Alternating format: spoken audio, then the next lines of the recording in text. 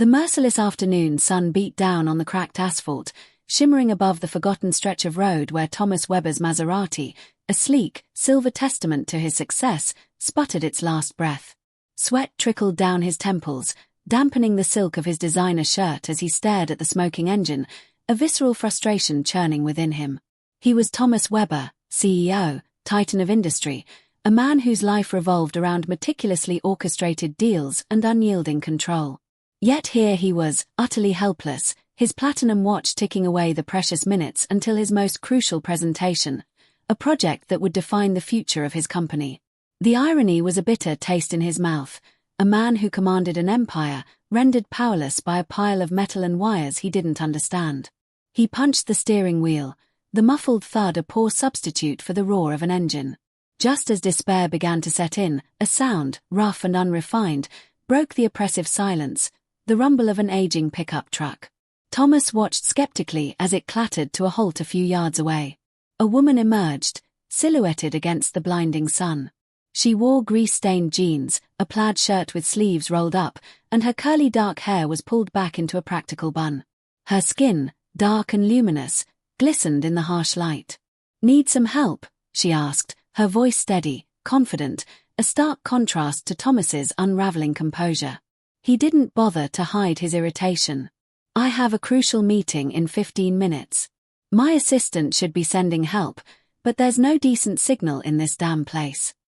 She seemed utterly unimpressed by his obvious status or his foul mood.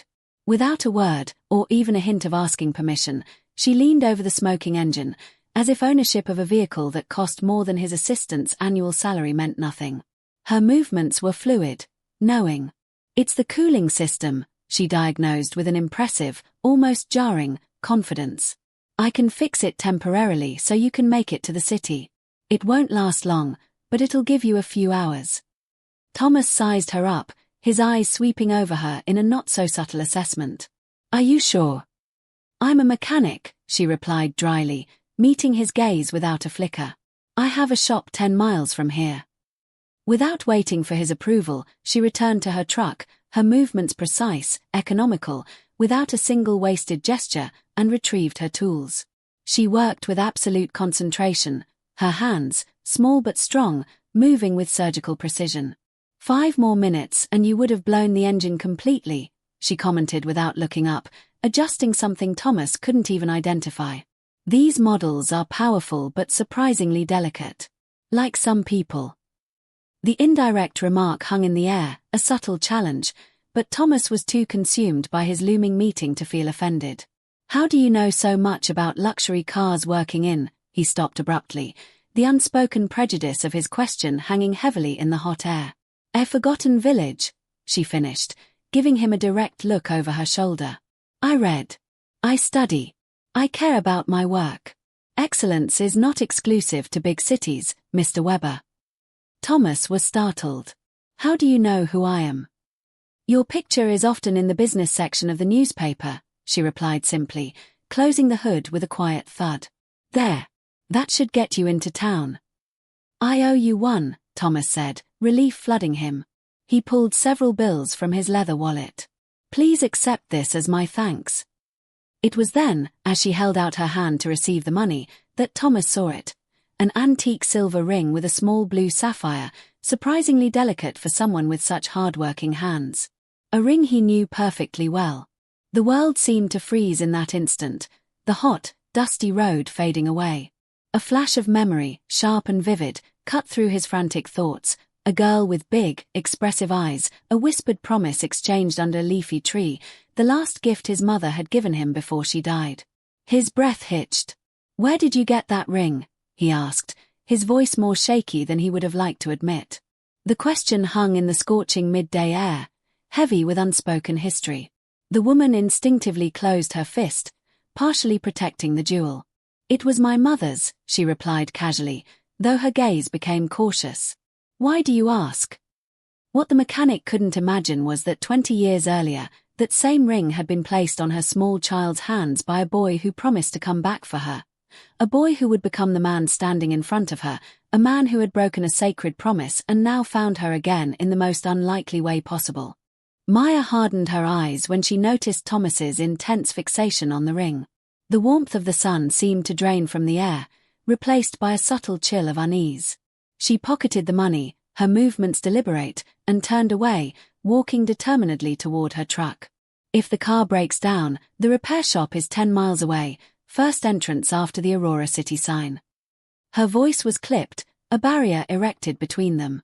Thomas hesitated, torn between the ticking clock of his crucial meeting and the unsettling discovery that Ring had unearthed. That ring, he began, but she had already started the engine, the old truck rumbling to life. Your meeting, Mr. Weber, Maya reminded him coldly, her gaze fixed on the road ahead. The investors are waiting. As the Maserati disappeared down the road, leaving a faint haze of exhaust in its wake, Maya stood motionless beside her truck, a ghost in the shimmering heat. He didn't recognize me, she murmured, stroking the sapphire ring with her thumb, an automatic gesture cultivated over 20 years. After all, he just didn't see me. Back at Hope Mechanical, her small, bustling shop, Maya worked furiously on a dismantled engine, channeling her surging frustration into every turn of the wrench, every precise adjustment. You're going to destroy that carburetor, observed Xavier, her uncle, approaching cautiously. Tall and grey-haired at the temples, he was the only one who knew her complete story, the silent guardian of her past. He showed up, Uncle X, with a broken-down car.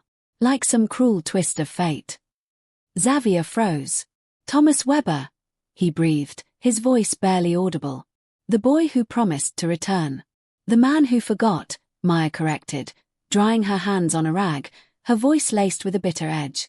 He looked at me and saw only an anonymous mechanic. He recognized the ring, but not the girl who had kept it for 2 decades. That night, Mia opened a wooden box, worn with age, stored beneath her bed. Inside, carefully organized, were newspaper clippings meticulously tracing Thomas Weber's meteoric rise. His face, strikingly familiar, appeared in articles about innovation, corporate philanthropy, and his recent engagement to Elise Harrington, heiress to a fashion industry fortune. Tomorrow, he won't even remember the ring, she murmured to the empty room, a shield against the pain that still flickered within her. But Maya was wrong. The next morning, an inconspicuous sedan pulled up outside the workshop. Thomas emerged, this time without his expensive suit, as if trying, clumsily, to go unnoticed. We're open, Maya said, keeping her distance, her voice flat. Actually, I came to return this, he replied, holding out his hand. In the center of his palm lay a small, intricately carved wooden brooch, a bird with outstretched wings. Maya's world stopped. It was her first sculpture, given to Thomas as a farewell gift when they were children. Open Heart Orphanage. Orion section, he said softly, his gaze meeting hers with a raw vulnerability. You were the girl who taught me how to carve wood, when all the other boys made fun of me. You promised you'd come back, Maya said, the words escaping her involuntarily, a ghost of a child's plea. I tried, Thomas replied, a shadow of something dark crossing his face. For years. But my father, he had other plans. Xavier emerged from the work area, wiping his hands on a cloth, his eyes sizing Thomas up with accumulated suspicion. So, the young prince returns, he commented in a low voice. 20 years later. Thomas held his gaze. I understand your mistrust, but I came to ask for a chance to explain. Xavier rescued me when I left the orphanage, Maya explained, her voice softening as she spoke of her uncle. He taught me everything I know. Gave me a home when no one else would. Something I promised to do, Thomas acknowledged, visible regret etched on his features. Why now? Maya challenged, crossing her arms, her voice sharp with unresolved pain. After all this time. Thomas took a deep breath. In 3 weeks, I'll officially announce my engagement to a woman I don't love. Take over the presidency of a company I secretly detest, and complete my transformation into the man my father always demanded I be. He paused significantly, his eyes locking with Maya's. And then I saw you. Or rather, I saw the ring. And something stirred. Thomas's phone rang insistently, the screen flashing Elise, the 6th call. She seems persistent, Maya observed bitterly. My jailer, he replied, hanging up. Our marriage is a corporate merger disguised as romance. And what do you expect from me? Maya asked, crossing her arms tighter. Absolution for abandoning you. Answers, he said simply. And maybe a chance to correct the biggest mistake of my life. What Thomas didn't reveal was the investigation he had already begun the night before, a thorough search into Maya Oliveira, her past in the orphanage, and the mysterious disappearance of documents related to the property that once belonged to her family. What MIA concealed was the file hidden in the back of her workshop. Yellowed papers with the Weber Enterprises logo, signed by Thomas's father, detailing the fraudulent acquisition of the Oliveira family's land. The same land where the new corporate complex that would be Thomas's legacy now stood. As they stared at each other, neither realized that their destinies were intertwined by more than childhood memories. They were connected by a conspiracy that had destroyed a family to build an empire. And in 3 weeks, when Thomas was supposed to seal his future, MIA would finally reveal the truth that could tear down everything the Weber family had built on injustice and lies. 3 days had passed since the unexpected, jarring reunion. Thomas had cancelled meetings and delegated responsibilities, immersing himself obsessively in old files. Something didn't fit in his father's carefully constructed narrative about the land that was now part of the new Weber business complex. The unease that had settled in his gut after seeing Maya's ring had festered into a cold dread, driving him to search deeper. At the sprawling family mansion, a mausoleum of inherited wealth and secrets, he found himself in his father's opulent, wood-paneled office. It was there, hidden behind a false back in a locked drawer, that he discovered a folder labeled Project Aurora, the same name as the forgotten town where Maya lived. Using a key he had secretly copied years ago, a precautionary habit born of a childhood spent under his father's stifling control, Thomas opened it. The contents made his blood run cold: contracts, lawsuits, and one particularly disturbing document, a forged death certificate for Maya's mother. He faked her death, Thomas muttered in disbelief. The words barely a whisper in the silent, suffocating room. The implications crashed down on him, heavy and suffocating. His entire life, his family's wealth, built on such a monstrous deception. At the same time, miles away in Xavier's workshop, Maya was making her own decision. She had guarded the truth for too long, the yellowed papers hidden away, a painful reminder of her family's undoing. But the encounter with Thomas, the sight of his face, the realization that he was that boy, had ignited a fierce resolve. "I'm going to confront him," she declared, revealing the hidden file to Xavier, the papers crackling softly as she laid them bare. "The documents are authentic. His father's signature is on all of them." "It's dangerous," Xavier warned, his voice grave. He knew the Webers' reach, their ruthlessness. "The Webers destroyed your family once. They can do worse now." Maya caressed the sapphire ring, its cool metal a small anchor in the storm of her emotions. "I have nothing left to lose." That night, Thomas was driving his sedan toward Maya's workshop, his mind reeling from the discovery. He received a message from Maya. "Central Square. 20 minutes.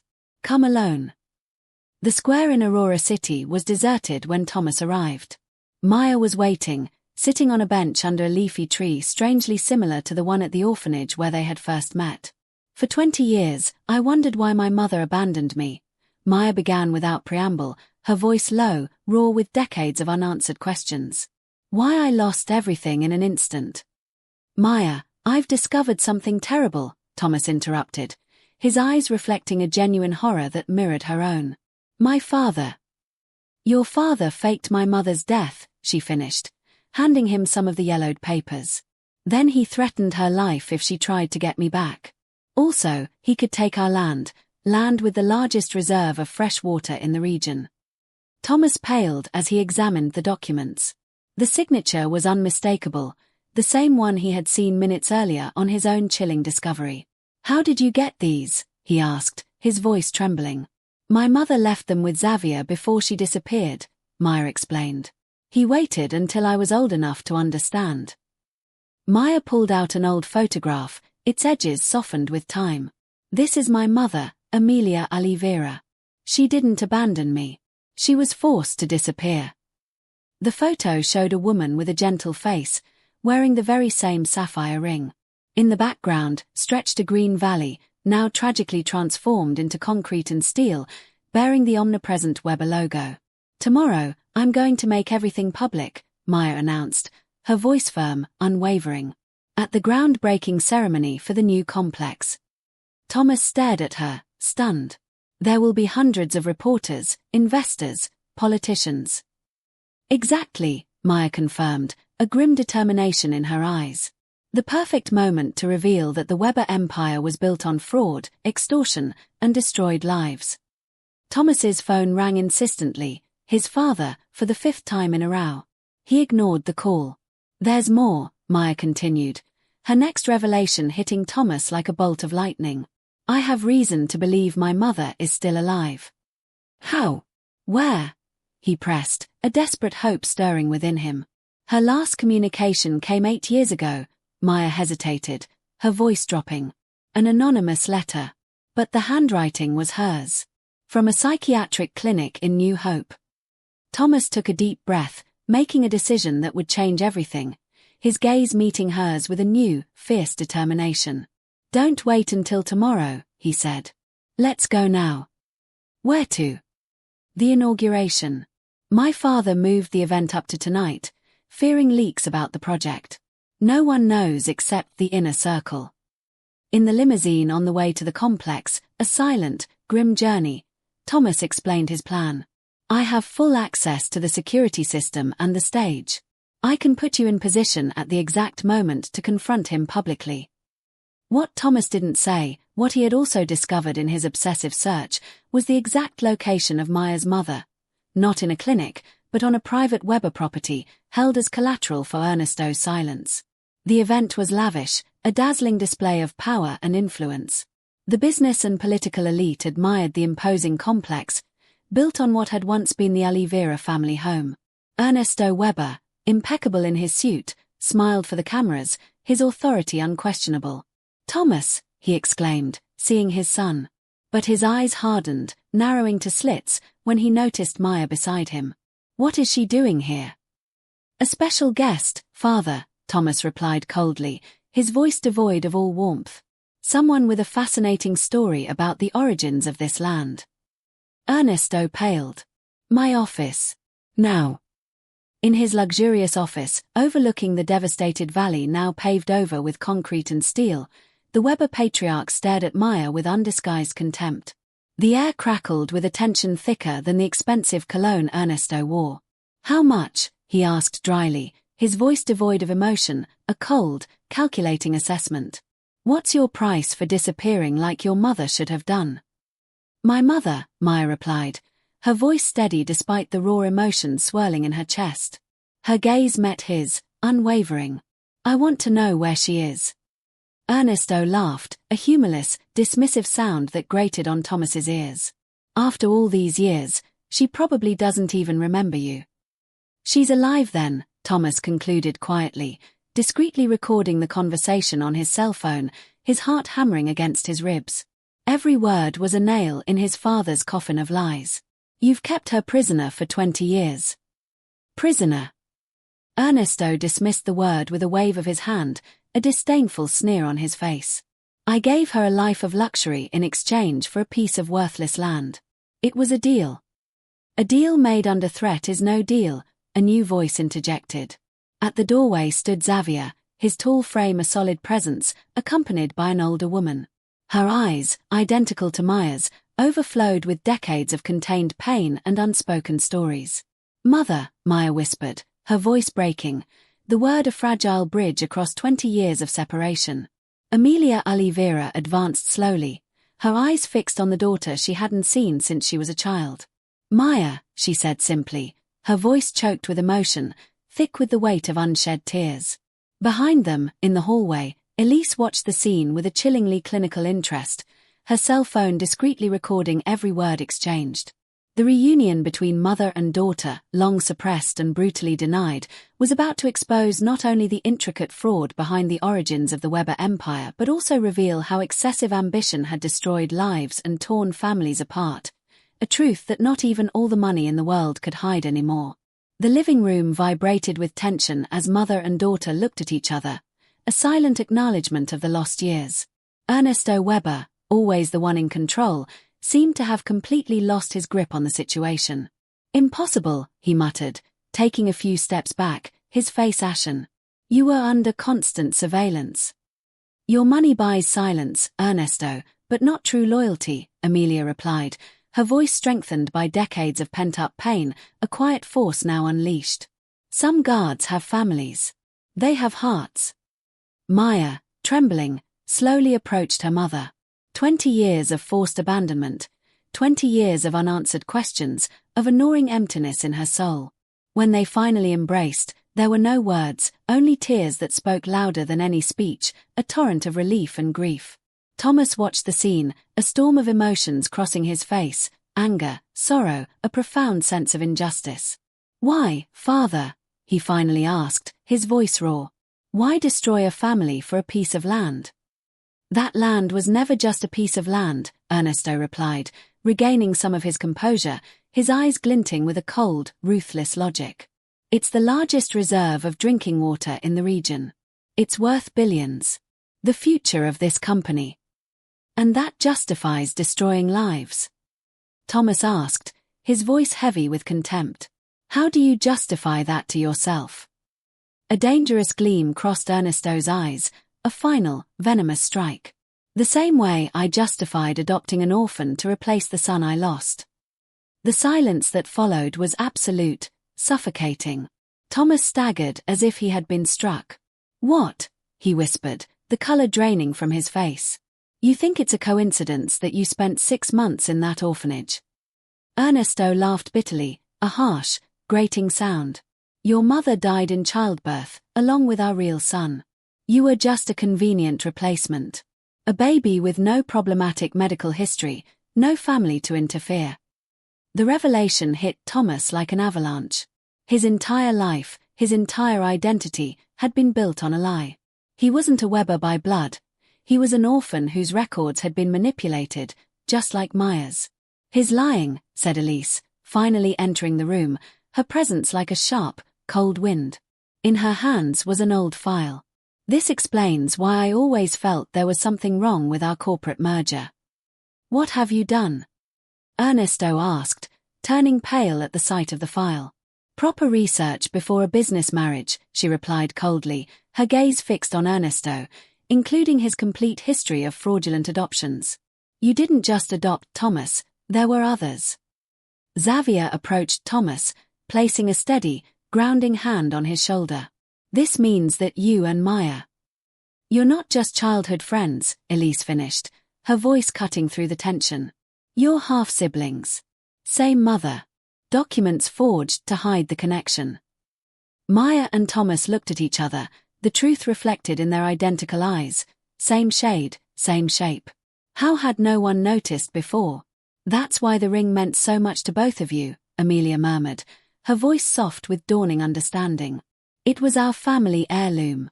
I gave it to Thomas before Ernesto took him away, making him believe it was a gift from the mother he never knew." At that moment, police sirens sounded in the distance, rapidly approaching, their wail a promise of impending reckoning. "This ends now," announced Thomas, his voice finding a new, resolute determination. "All the lies. All the manipulation." The following week, newspapers exploded with headlines screaming the scandal. Ernesto Weber, respected magnate, arrested for fraud, kidnapping, and document forgery. The Weber empire, built on a foundation of crime and the brutal separation of families, collapsed as investigations revealed decades of corruption. Thomas, reeling from the discovery of his true identity as Amelia Olivera's son, renounced the Weber name and embraced his real surname. The land, once stolen, was legally returned to the Olivera family, and the corporate project, a symbol of Ernesto's greed, was transformed into an environmental reserve with a thriving community center benefiting hundreds of local families. 6 months later, in the small, now expanded and modernized, Esperanza Mechanica workshop, Maya adjusted a car engine with practiced ease, the hum of machinery a comforting rhythm. Thomas, no longer burdened by a life he detested, reviewed documents for the newly created Olivia Foundation for Abandoned Children, his expression calm and purposeful. "Is it still strange?" Maya asked, wiping grease from her hands with a rag, her gaze meeting his. To find out that your whole life was built on a lie. Thomas smiled, a genuine smile he had rarely shown in his previous, suffocating existence. Strange, yes. But also liberating. He touched the small bird brooch he now wore as a pendant, a tangible link to his true past. We lost 20 years, but we regained our truth. Our family. Amelia entered the workshop, carrying a tray with glasses of lemonade. Her eyes, once marked by profound sadness, now shone with the peace of someone who had finally found justice and, more importantly, her children. She noticed that Maya was still wearing the sapphire ring. The ring, Amelia said softly, it always kept us connected, even when we didn't know it. Sometimes, the most elaborate lies are undone by the simplest of ties. A ring passed from mother to son, then to a sister who didn't even know she existed. And sometimes, empires built on injustice crumble not under the weight of guilt, but under the unshakable force of truth that resurfaces when least expected, healing wounds that seemed permanent and reconnecting lives that were separated by greed and power. Maya and Thomas, once strangers bound by a shared, hidden past, now stood together, united by blood and a purpose far greater than any corporate ambition. Their journey, forged in lies and rediscovered in truth, was a testament to the enduring power of family and the relentless pursuit of justice.